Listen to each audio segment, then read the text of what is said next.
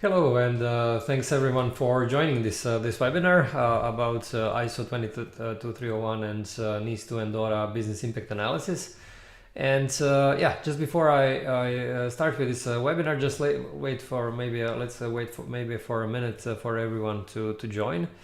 And while we are waiting, just let me know where are you calling in from. I'm calling in from Zagreb, Croatia, and how about you? So let me know in a message in the Q&A pane or a chat message, just the city and the country where you're coming from, just for me to get a better feeling on where people are actually joining in and which people are interested, let's say, in this kind of a webinar. Okay, while I'm waiting for your inputs, just a couple of notes. First, we are recording this webinar, and you will be able to watch the recording on the same page where you registered. So if you join this webinar through Zoom, you will actually be able to watch the recording on the same page where you registered on 𝗹𝗲𝗴𝗶𝘀 website. If you joined through LinkedIn or through YouTube, then basically the recording will be on exactly the same page where you're watching the live webinar now. Second thing, you'll be able to download the presentation deck from this webinar, and at the end of the webinar I'll tell you exactly where to download and how to download the PDF presentation deck. Okay, I think we can start. So welcome to the webinar, how to use ISO 22301 business impact analysis for NIS2 and DORA. My name is 𝗹𝗲𝗴𝗶𝘀𝗁, and I'm the main ISO 27001 22301 NIS2 and DORA expert at 𝗹𝗲𝗴𝗶𝘀. And 𝗹𝗲𝗴𝗶𝗀 is a company that makes compliance easy to understand and simple to use. And this webinar today is streamed through Zoom, LinkedIn Live, and YouTube Live also, and it will last approximately 45 to 60 minutes, depending really on the number of questions you'll have. And yeah, I'll try to make this as interactive as possible, so that you can ask as many questions as you want.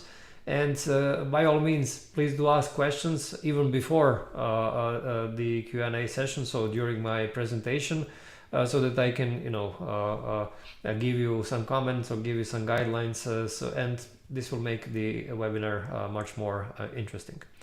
Okay, I see that people are joining in from Sri Lanka, from Portugal. Great. Okay, thanks for letting me know.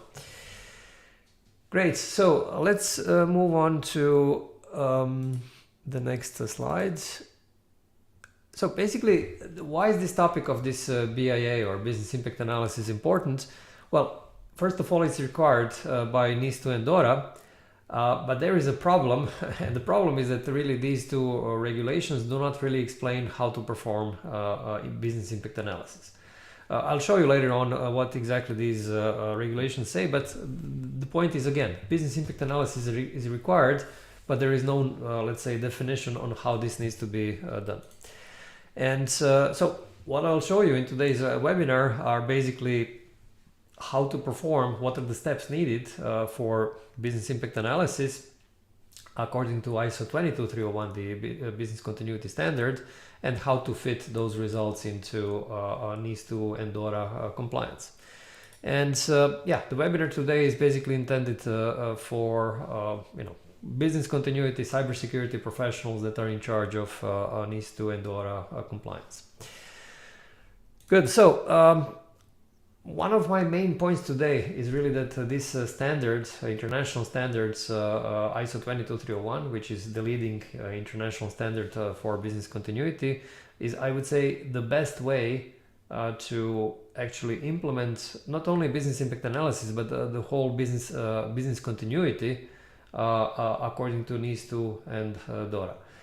Because it's not only the problem with BIA, the business impact analysis, the problem is also with business continuity planning, business continuity strategy, business continuity policy. All of these things, they're required by these regulations, but again, they don't basically give you a guide or a clue on how this needs to be done. So 22301 is, I would say, a very good way to do it. And just to actually share you my screen, so here on the screen now you can actually see a LinkedIn poll that I posted like a week ago, And the poll question was, is ISO 22301 useful when performing a business impact analysis when complying with the DORA and NIS2? And as you can see, 83% of the replies say yes. So basically, obviously, there is a kind of overall understanding that ISO 22301 can be a very good, let's say, tool to do these things. Okay, very good. Now let's go for the agenda. And by the way, as I go through these items in the agenda, let me know through the chat if you want me to focus on any of these topics. And so if you want me to spend more time or more detailed explanation of any of these, then just send me a message and I'll try to spend more time.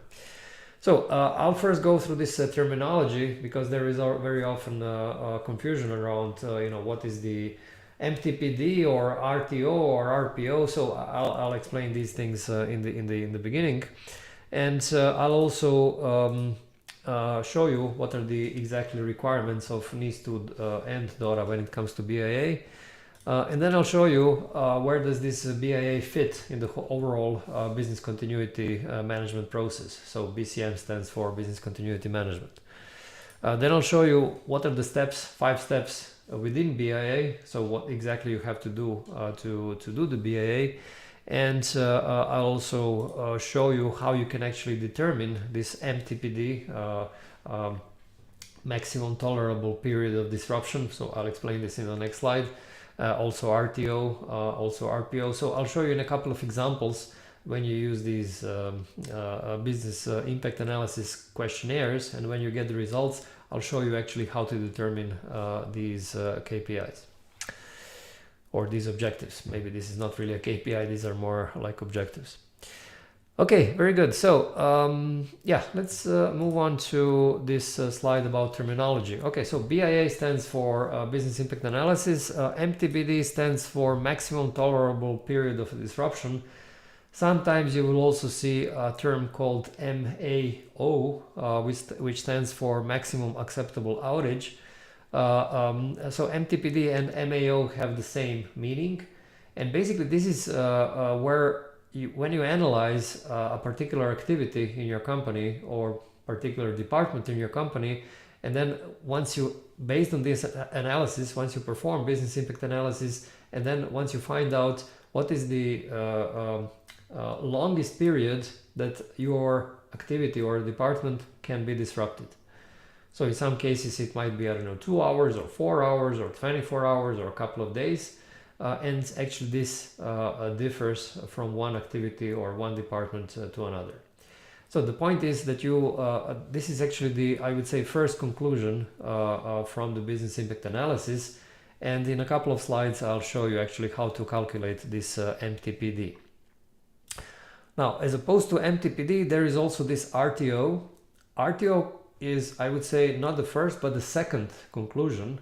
And actually you calculate the RTO, recovery time objective, based on the MTPD. So first you have to calculate the MTPD, then you have to summarize the results of all the MTPDs for all the activities or all the departments in a company. And then once you get an overall picture and interdependencies between these departments, then you can finally decide on the RTOs. And I have a separate slide where I show you exactly a couple of examples with these MTPDs, interdependencies, and then how to actually reach the conclusion on the RTOs. And finally, RPO is a recovery point objective. It has nothing to do with RTO. So recovery time objective is basically the let's say, final decision on how quickly you need to recover a particular department or activity, whereas RPO, recovery point objective, is basically your decision on how often you want to do the backup. Okay, so recovery point objective basically it's also called maximum data loss.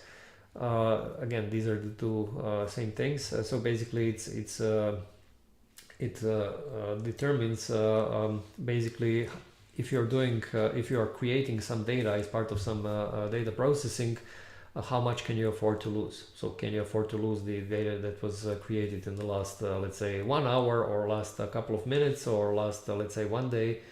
And then this is used for determining the backup schedule.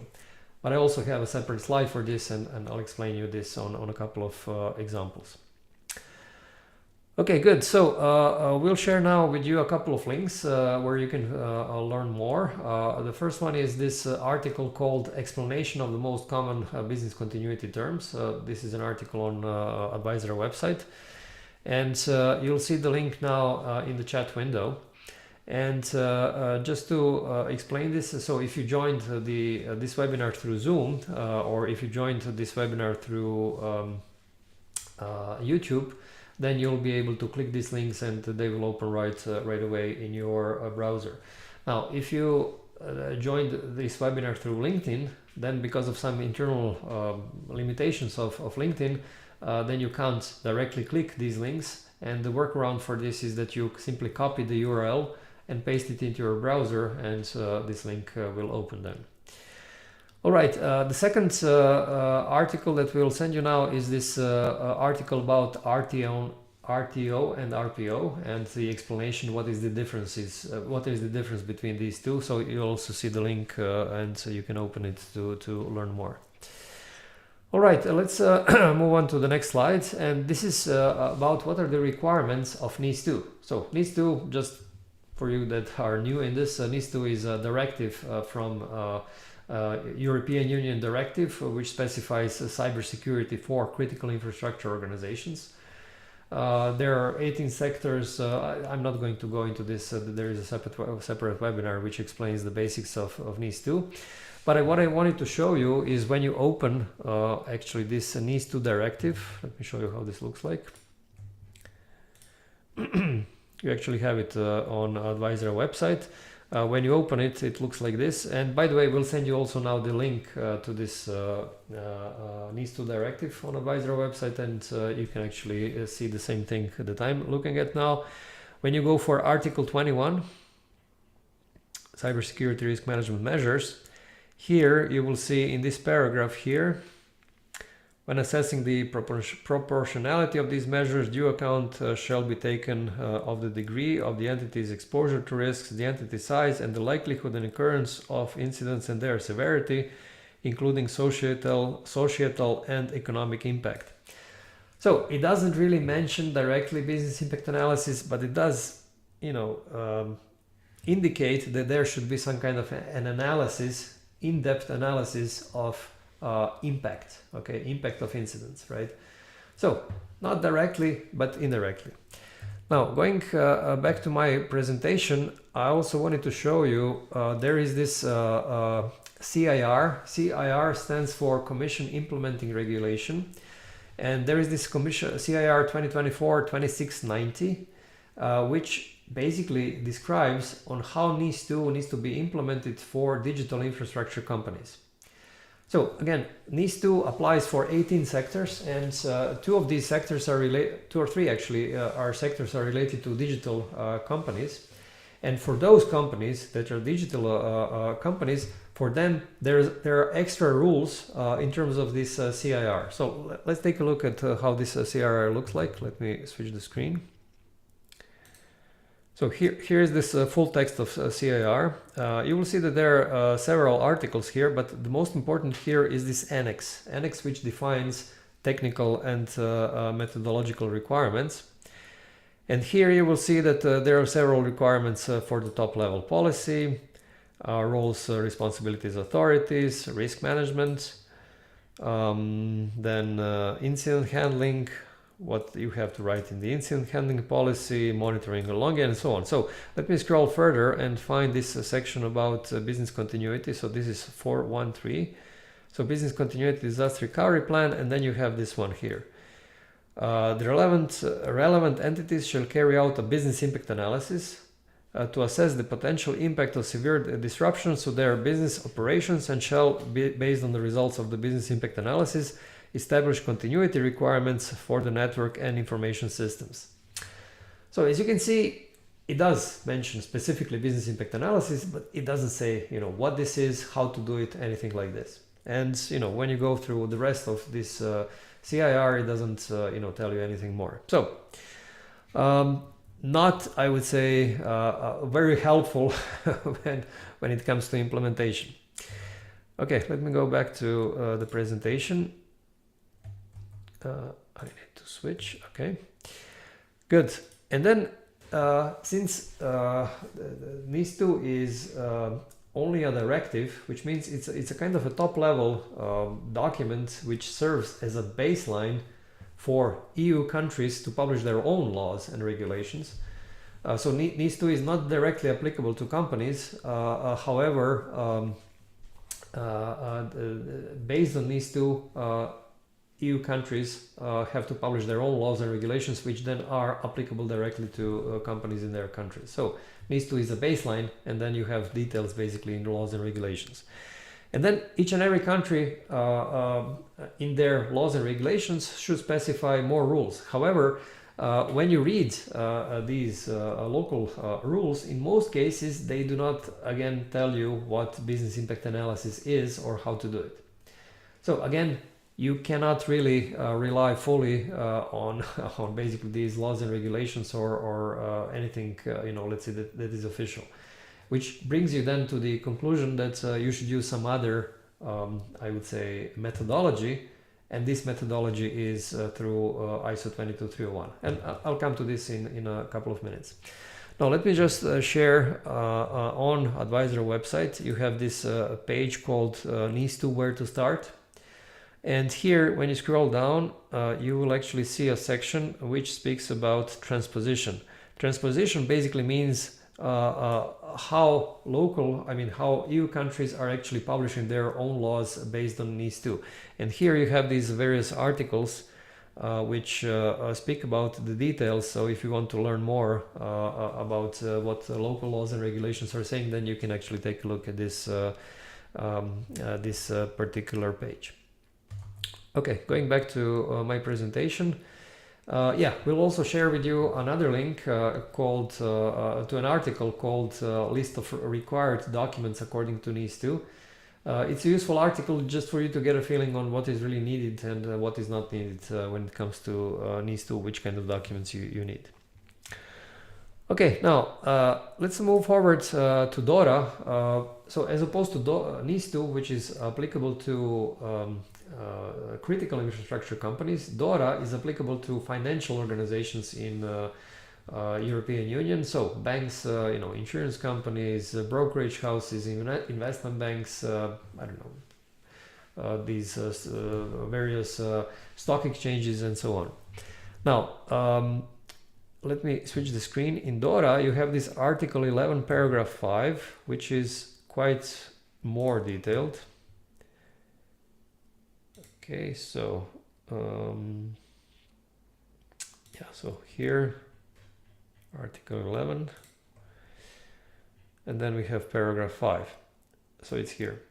So it says, as part of the overall business continuity policy, financial entities shall conduct a business impact analysis of their exposures to several business disruptions. Under BIA, financial entities shall assess the potential impact of severe business disruptions by means of quantitative and qualitative criteria using internal and external data and scenario analysis as appropriate.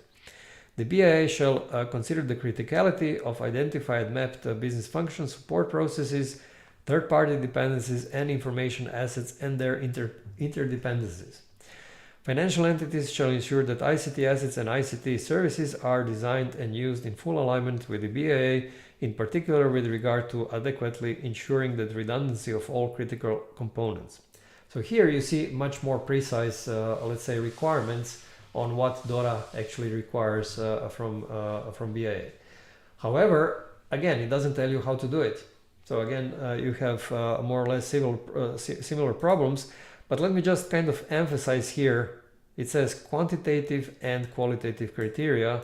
It says internal and external data. It says scenario analysis, and then basically that you have identified and mapped the business function, support processes, third-party dependencies, information assets and their interdependencies. So all of these things you should actually analyze during the business impact analysis, and basically then you should actually ensure that ICT, by the way, ICT stands for Information and Communication Technology, so that ICT assets and services are basically in full alignment with the BIA. So quite many requirements, but again, doesn't give you a clue on how to do it. All right, now besides this DORA, there is also this CDR. CDR stands for Commission Delegated Regulation. So this is a regulatory technical standard which is published based on DORA, and their articles 24 in this CDR 1774. There are articles 24, 25, and 26. We'll just go through them very quickly because it doesn't really give you much more detail. But let's just move forward through this CDR. So 24. Okay. Let me actually search for a keyword, impact. So it mentions here, considering the results of the business impact analysis. So not really useful. It's only kind of input, an input that is needed. So here in Article 25, again, take into account the financial entity's business impact analysis, but it doesn't really give you much more detail. 26, again, take into account the results of financial entities' business impact analysis. So Article 20, this CDR 2024 1774 does mention business impact analysis, doesn't give you detail, but it shows you where you need to use these results. Okay, so in the links, in the chat window, you have links towards these, towards DORA and towards this 1774. So if you want to read more in detail, you can find it there. And we'll also share now with you this link to this article called List of Documents Required by DORA. So if you want to study more what exactly do you need for compliance with DORA, you can take a look at this article. All right, now let's now see how do you actually implement the business impact analysis according to ISO 22301. So we are now switching to 22301 methodology just to show you how the whole thing works.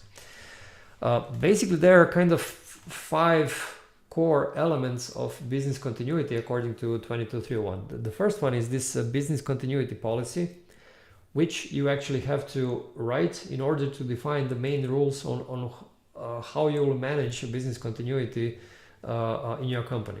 And by the way, business continuity policy is also mandatory according to DORA. NIS2 does not mention it, but DORA does. And yeah, so I'm not going to go today into the details of business continuity policy, but there is a link actually. There is an article on 𝗹𝗲𝗴𝗶𝘀 website where you can read more about this, and we'll share now the link for this article in the chat window. Yeah, so the article is called The Purpose of Business Continuity Policy according to ISO 22301. And then the second key element of business continuity is this analysis part. Now, analysis part has 2 elements. One is the business impact analysis, which I'll explain, of course, in details in the next slide. And the second part is risk assessment. Now, a risk assessment can be actually done according to, let's say, for cybersecurity, you can use one risk assessment for both business continuity and cybersecurity. You don't have to do it separately. And yeah, there is actually, I've done one video on YouTube where I explain how to do risk assessment according to ISO 27001, the information security standard, and you can take a look at this video, and it explains in much more detail on how risk assessment needs to be done. Again, this whole idea of using information security risk assessment for business continuity risk assessment is fine, and yeah, you can basically do it this way. So I'll come back to business impact analysis in the next slide, but let me just move forward and explain you what are these core elements. The next core element is this business continuity strategy. So once you have the results of business impact analysis, and these results are basically a list of resources you need for recovery, also the RTO, also the RPO, and from the risk assessment you basically see what are the main risks. Then you can actually create these scenarios, and then you can actually create a business continuity strategy. And the main purpose of the strategy is to define how you're going to recover, or basically which resources, which assets are needed for you to recover if an incident happens. Now, why is this needed? This is needed so that you can actually prepare all of those resources before an incident happens. Let's say that okay, you have a physical server. Let's say that you are not using a cloud, but let's say that you have a physical server. Now, if you do not prepare, let's say a backup server that will actually take over instead of this main server upfront, then you will not have the time to actually, I don't know, purchase and install this new server after the incident happens. So you have to do it before an incident, and this is exactly the purpose of the strategy, to find out exactly what you have to prepare upfront so that you are ready. Okay. There is also a webinar that I deliver on business continuity strategy, and we'll share now with the link with you to if you want to join this webinar and see actually, take a look at the recording of this webinar just to learn more about business continuity strategy. Okay, then the next element are these plans. So business continuity disaster recovery plans, where you actually where you basically write what are the exact steps that you need to do to recover from a disruption. And of course, you write these plans based on the previous step, which was the writing the strategy. Because once you write the strategy, you will know exactly what resources are needed and which resources will be prepared upfront, and then you can actually use these resources to recover. But the plans are actually here to define what exact steps are needed. And to learn more about this, you can take a look at this article called Business Continuity Plan, How to Structure It According to ISO 22301. And then the final element is this exercising and testing. And the idea here is that, with business continuity, you can never do it actually right. I mean, you can never create a perfect strategy or perfect plans. There will always be something missing, because you never actually will be able to test it out properly, right? And this is why this exercising and testing is important, so that you actually simulate some disruptions, and that you actually find out when you try to recover from these simulated disruptions, what's actually not right in your plans. And then you actually correct your plans, improve them, and so on. So this is why exercising and testing is crucial. And we'll share also with you now this link to article called How to Perform Business Continuity Exercising and Testing According to ISO 22301. So as you can see, all of these 5 elements are connected. First, you have this top-level plan where you define the main rules. Then you do initial analysis, which feeds into creating the strategy.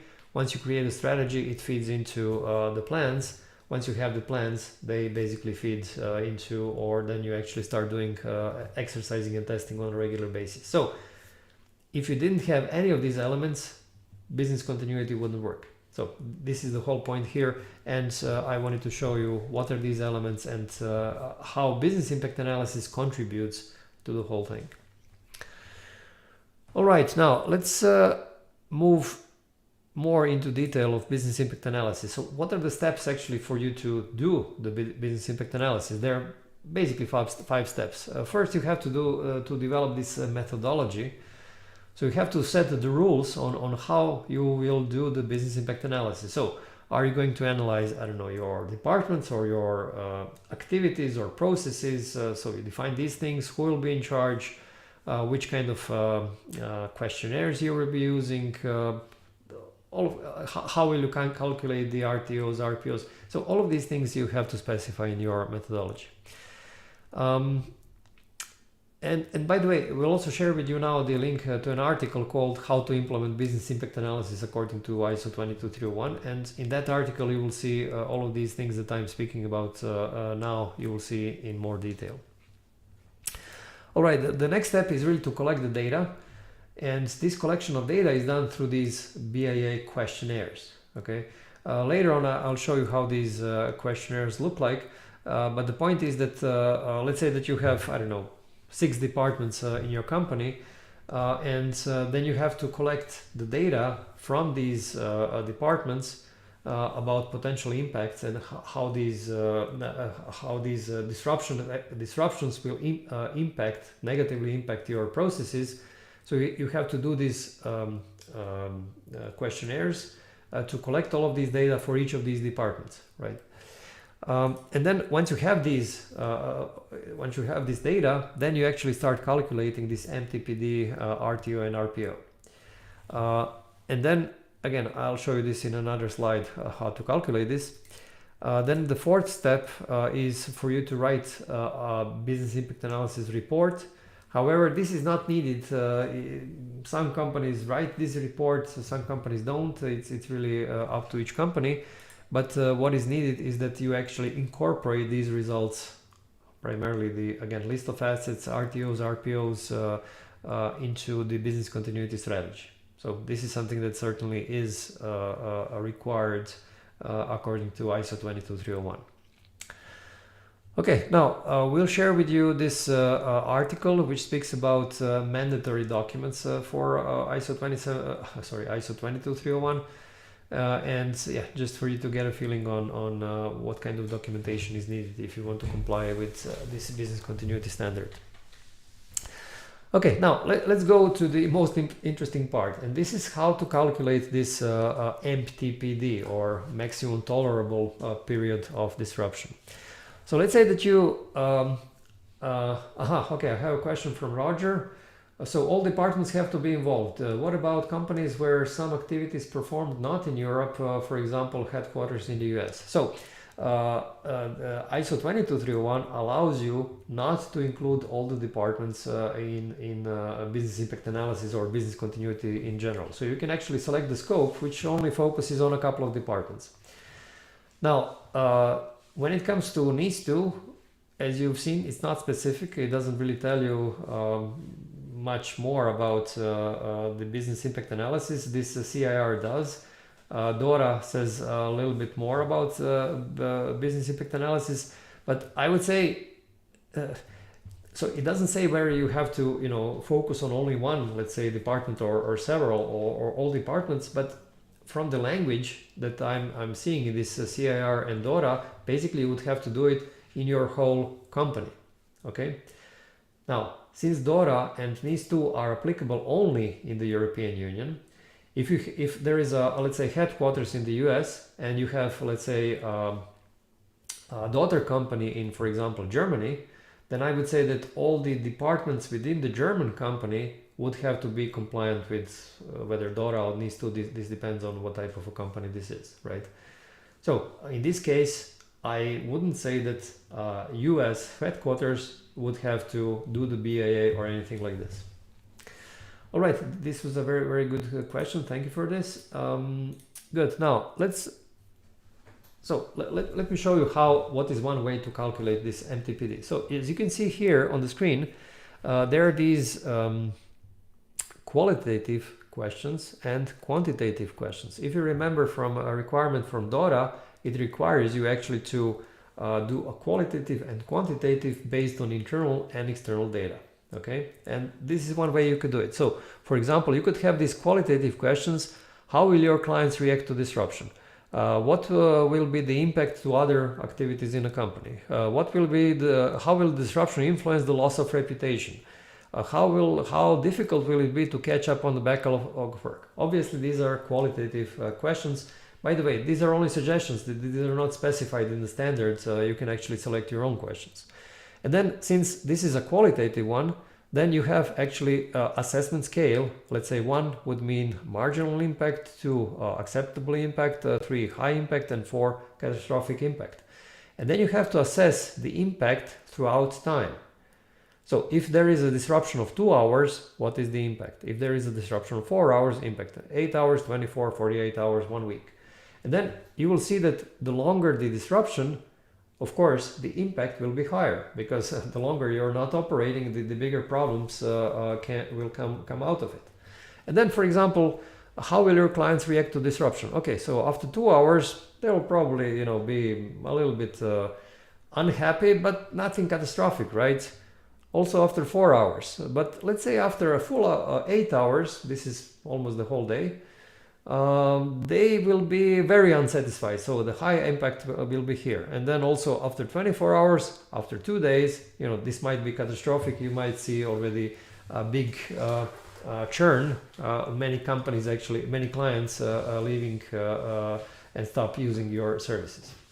So again, this will depend on a specific department within your company. This is again only a hypothetical analysis.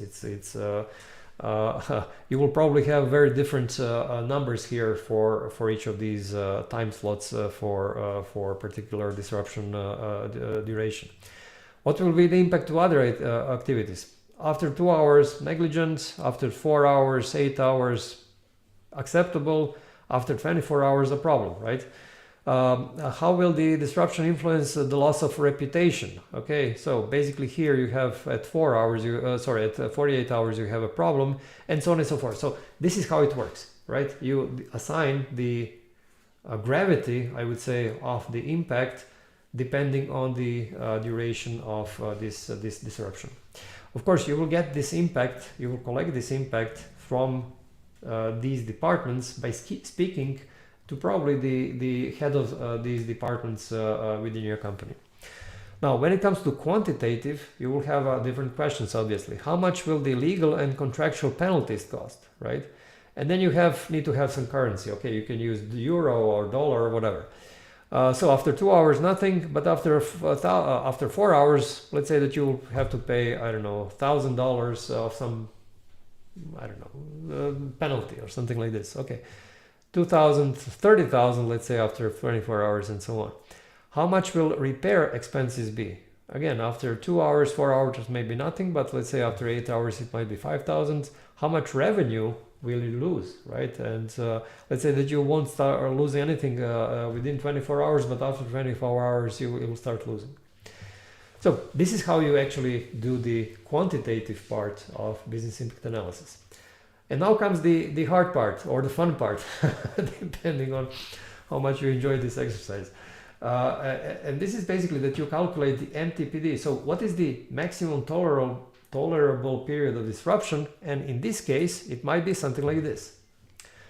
So I've drawn a red line where basically on the left-hand side would be acceptable, on the right-hand side would be not acceptable. As you can see, in this qualitative part here, maybe on the left-hand side, mainly are these twos, right? Only 1, 3. So, okay, you can't make this perfect, but let's say that most here are 1s and 2s, which means that this is probably acceptable. On the right-hand side, you see there are mostly 3s and 4s, which is not acceptable. So therefore, probably this MTPD is somewhere between 8 and 24 hours, okay? Similar thing in the money terms. On the left-hand side, you see these 1,000, 2,000, 5,000. Okay, this will still not kill a company.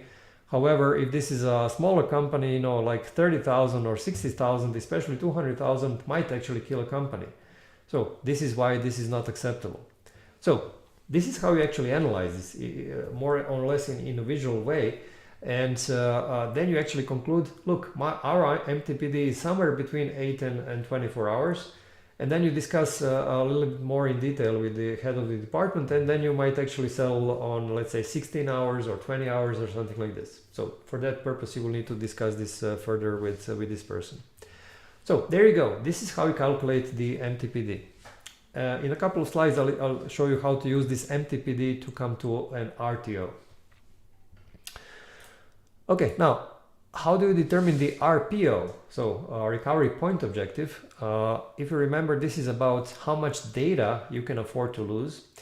And what you collect actually during your business impact analysis, in your business impact analysis questionnaire, is how much data you can afford to lose for each database or for each application or for each, let's say, media that you have. So for software, I don't know, some software that you're using, 2 hours, 4 hours, 8 hours, it's fine. It's after 24 hours, if you lose 24 hours of the data you created in the software, then the assessment here is that the impact will be high. Software 2 is a little bit more critical. As you can see, the impact is higher if you lose data. For some database here, the impact is already high after 2 hours, so it's catastrophic actually. And paper-based documents, let's say that some higher impact is only after 1 week. So what does this mean in terms of RPO? This means, let me just put it here. So this means that for this software number 1, RPO is probably around 24 hours, okay? RPO for software number 2 is probably around, I don't know, 6 hours, maybe even 4 hours.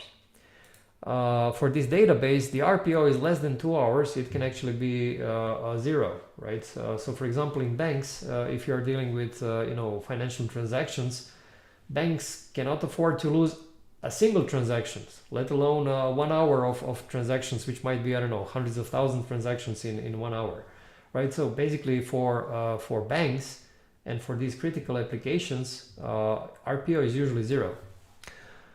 And then some paper-based documents, okay, you can afford to lose, let's say, papers that you created maybe for a full week. Why? Usually you can recreate them through some other sources.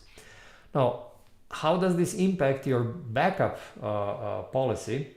This determines exactly the frequency of the backup. So for software number 1, you will have to do the backup at least every 24 hours, right? Because again, if you lose the data within 24 hours that you didn't do, the last 24 hours when you didn't do the backup, this will still be acceptable, but you have to do it at least every 24 hours so that the maximum data loss is 24 hours.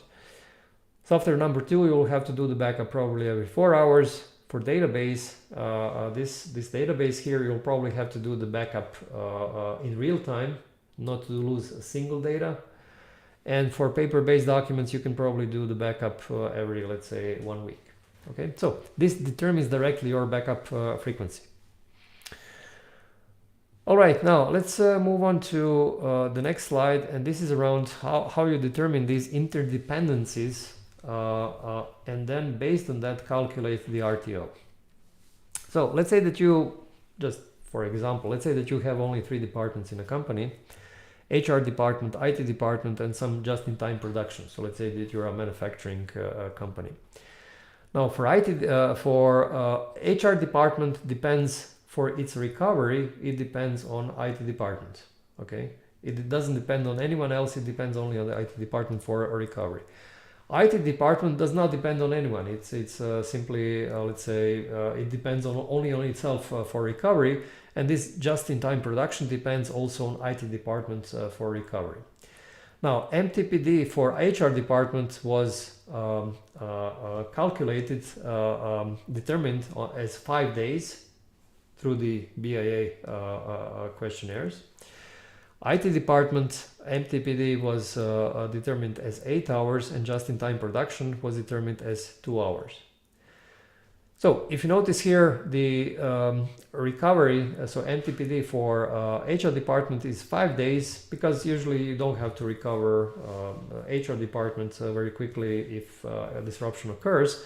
However, for this particular company, obviously for them this just-in-time production is very important, so they want to recover it within 2 hours. Now, where's the problem? The problem is that they want to recover it within 2 hours. However, they depend on IT department to do this. Now, if IT department recovers within 8 hours, these guys will not make it in 2 hours, right? So this means that actually for IT department, the RTO needs to be smaller than this MTPD. It needs to be 2 hours. Why? because they actually have to recover so that they can help the just-in-time production to recover as well. I might even argue that you know, the RTO for IT department is not 2 hours, probably 1 hour, so that once they recover, they still have 1 full hour to help just-in-time production to recover as well. So as you can see, just-in-time production MTPD is 2 hours, RTO is 2 hours, because basically no one depends on them. For IT departments, MTPD is 8 hours, however RTO is shorter because of this just-in-time production, whereas for HR department it's 5 days because no one depends on them. So this is the way actually to assess these interdependencies and to decide on final RTOs for each department in your company. Okay, so I hope that I managed to explain all of these things. Now let me actually show you how you can use a couple of tools to do all of these things. So what I'll be showing you is this NIS2 documentation toolkit that we developed here in 𝗹𝗲𝗴𝗀𝗏, and basically this toolkit provides you with all the documents that you need to comply with NIS2, but also with these local laws and regulations that are published in each country. I'm showing you the version in English, but of course there are some other versions for other countries. For example, let me show you. Yeah, this one is in Croatian, this one is in Italian, this one is in French for Belgium market, this one is in Dutch for Belgium market, and so on. But let me go for this business continuity folder. Here you have this business impact analysis methodology, and here you have this business impact analysis questionnaire. Now, I already downloaded this business impact analysis questionnaire. Let me show you just briefly how this looks like. Okay, so it's like this. So here in this part 1 of this business impact analysis, you actually have these questions around for quantitative. Let me actually show you in a different view. You have these qualitative questions, and you also have these quantitative questions when you want to actually collect this data.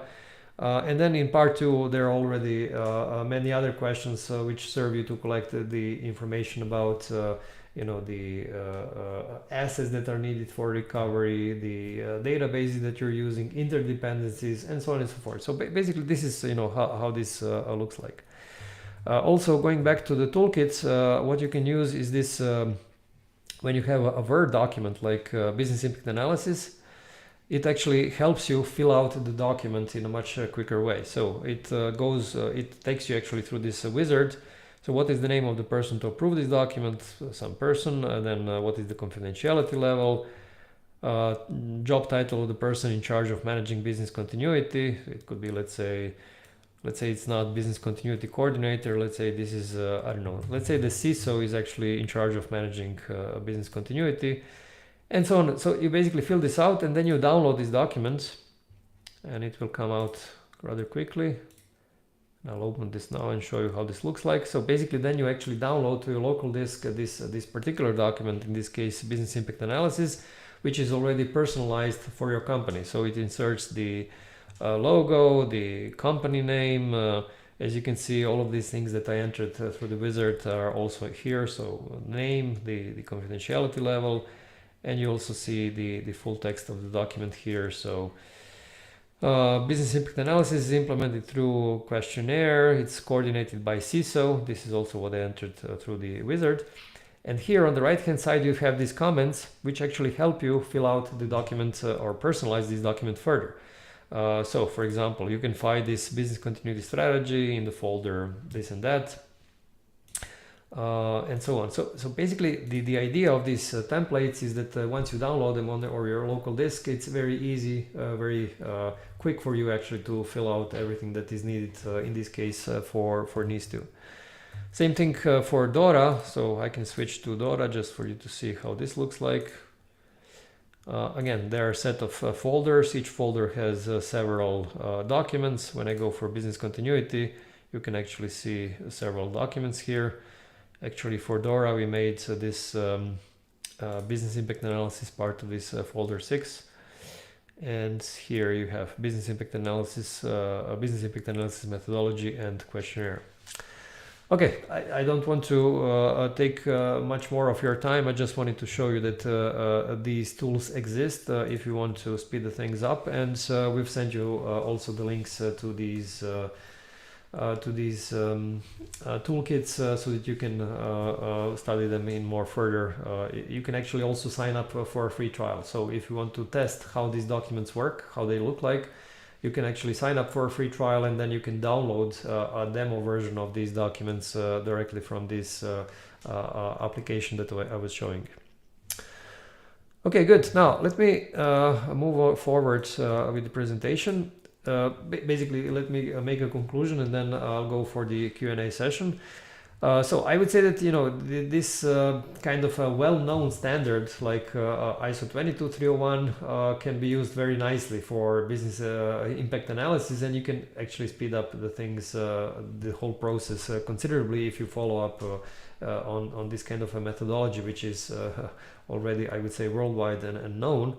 And of course, for that purpose, we can help you with these NIS2 and DORA toolkits, and as I mentioned earlier, you can also sign up for a free trial, and you can also schedule a call with our toolkit expert, and he will show you actually the documents, the full documents, if you're interested in this. And we'll share now this link with our expert so that you can actually schedule a demo call.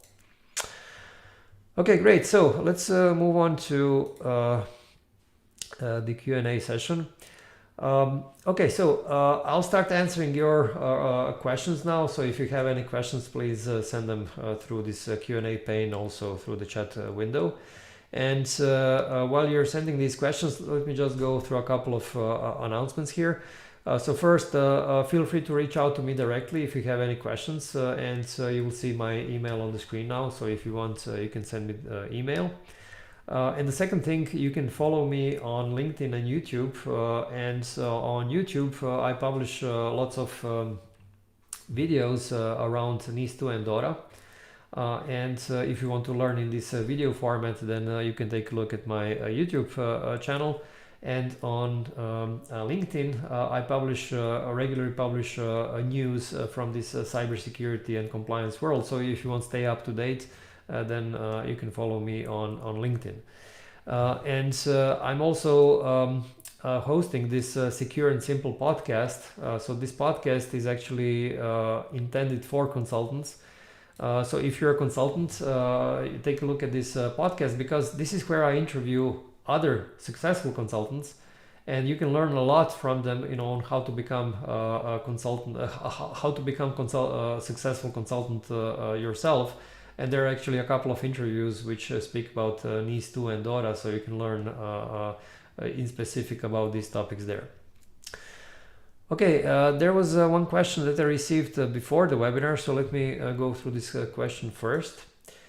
So the question was, how do we get business leaders to understand the importance of regular training on business continuity management and related potential security incidents?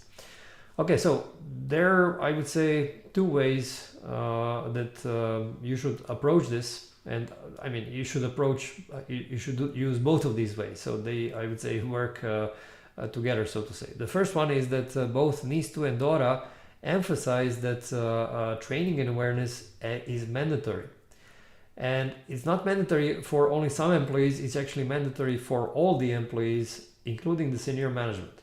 So both NIS2 and DORA are very specific on that part. All of you have to go through this training. And of course, since business continuity is an important element of NIS2 and an important element of DORA, you actually have to include a training for NIS2 and DORA as well in your training program. So this is one way, basically, because of the requirements. The second way is to, I would say, explain to your senior management that you will actually reduce the costs if these people go for training. And you will reduce the cost in, I would say, two ways. The first one is that if the people are trained, they will execute these tasks in a more efficient way. if they know what they're doing, then they will do it much more quickly, as opposed to when they don't know what they're doing and if they don't really know what this is about. And the second thing is that basically the idea here is that you can actually explain to them why this cybersecurity and business continuity is needed. So you're actually going to reduce this, I would say, resistance towards these topics, and therefore they will do it more willingly. So these are kind of, let's say, a couple of things that will actually help you when you want to explain these topics to your senior management. And of course, a good training and awareness will probably reduce the chances of some incidents happening, even though it's hard to quantify and to present this to your senior management. And when thinking about any kind of DORA or NIS2 training and awareness, you can also take a look at the product, another product that we developed. This is called Company Training Academy. And you will see there lots of videos that we already recorded around NIS2 and DORA and security awareness training, and some other frameworks like GDPR 27001 and so on, so that you can use them actually to train your own employees. And we'll send you now, you actually have this link now in the chat window for this Company Training Academy. Good, now let me see if there are any other questions coming in.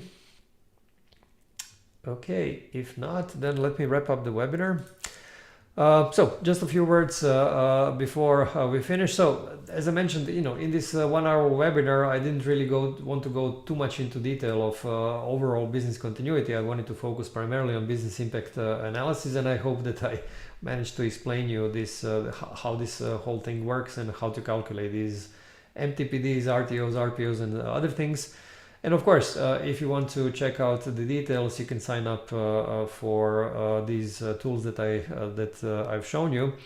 And regarding the PDF presentation deck, so as I mentioned, you can actually download this PDF presentation deck, and we'll send you the links. We'll actually publish the links.